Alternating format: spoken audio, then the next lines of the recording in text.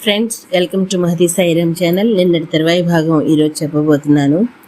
వీటి ప్రతిష్ఠ కూడా ప్రతి ఉపస్తంభానికి మధ్య దూరం 2 బారులు అంటే 96 లేక 98 అంగుళాలు ఉంటుంది.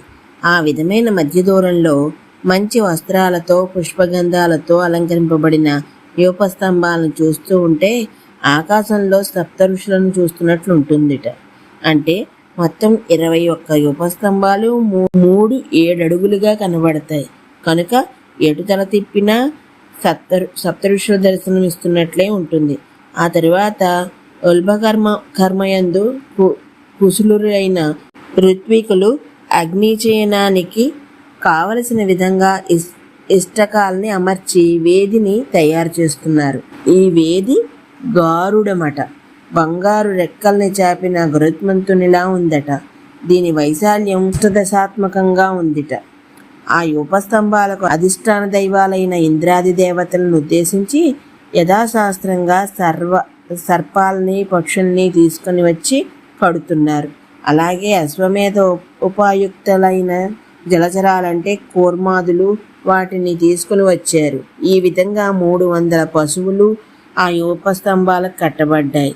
అంటే ఇవి వధింపబడవు. ఆ తరువాత దశరథ మహారాజు మేధ్యాశ్వమును తీసుకుని రాబడింది. ఆ తర్వాత మహారాజ్ఞి అయిన కౌసల్య మృతాశ్వం ఉన్న శాలలోకి ప్రవేశిస్తుంది.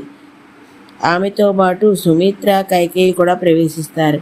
ఆ అశ్వానికి ప్రదక్షిణ చేస్తారు. తరువాత పెద్దదైన కౌసల్య కత్తి తీసుకుని అస్తిక్య బుద్ధితో ఆ అశ్వ శరీరం మీద 3 గీతలను గీసింది. ఆ తరువాత అశ్వజీవాన్ని సంబోధిస్తూ, ఓ అశ్వమా, నిన్ను యజ్ఞ ప్రతీకైన మేషము రక్షించుగాక, సాల్మాల్ని రక్షించుగాక, పర్ణవృక్షం రక్షించుగాక, న్యాగ్రోధం రక్షించుగాక, ఉదుమంబరం రక్షించుగాక, గాయత్రి త్రిష్టుబాధి ఛందస్సులు రక్షించుగాక అని అశ్వ ప్రదక్షిణం చేసి మళ్ళీ ఆ అశ్వం యొక్క మెడలయందలి ఒకవైపు కేశాలని స్పృశిస్తూ శంఖం పద్మాది మహానిధులలో ముఖ్యమైన నిధిగా నిన్ను స్మరిస్తున్నాం, అందువలననే దేవతలకు నిన్ను సమర్పిస్తున్నాం అని దాని యందు గౌరవ భక్తి భావాలను ప్రకటిస్తారు. ఇత్యాది వేదమంత్రాలను జపిస్తూ ఆ రాత్రి ఆ శాలయందే ఉంటారు. పత్నిత్వం చేత యజ్ఞాదుల యందు అధికారం పెద్ద భార్యకే ఉన్నా తక్కిన ఇద్దరు కూడా ఉండవచ్చు.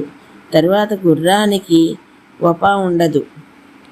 ఆ స్థానాన్ని తేజని అంటారు. దాన్ని హోమం చేసి ఆ గంధాన్ని రాజు పీలుస్తాడు.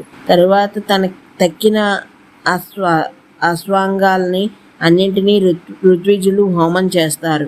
ఈ విధంగా 3 రోజులు అశ్వమేధ హోమం నడుస్తుంది. 5 ప్రకరణాలు ముగిసిన తరువాత ఈ 2 రోజులు క్రతువు అభిజిత్, విశ్వజిత్, అపోర్యాయం ఈ 6 క్రతువులతో అశ్వమేధ యాగం పరిపూర్ణమవుతుంది.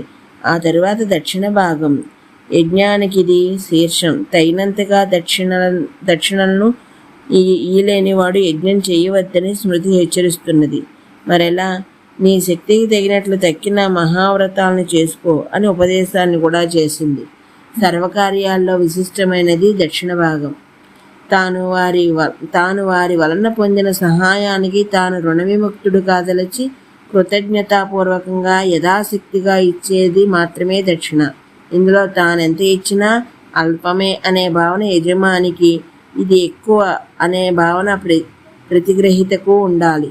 వారు తనకు చేసిన మహోపకారానికి కృతజ్ఞతగా దశరథ మహారాజు ఋత్వికులకు దక్షిణను ఇస్తున్నాడు.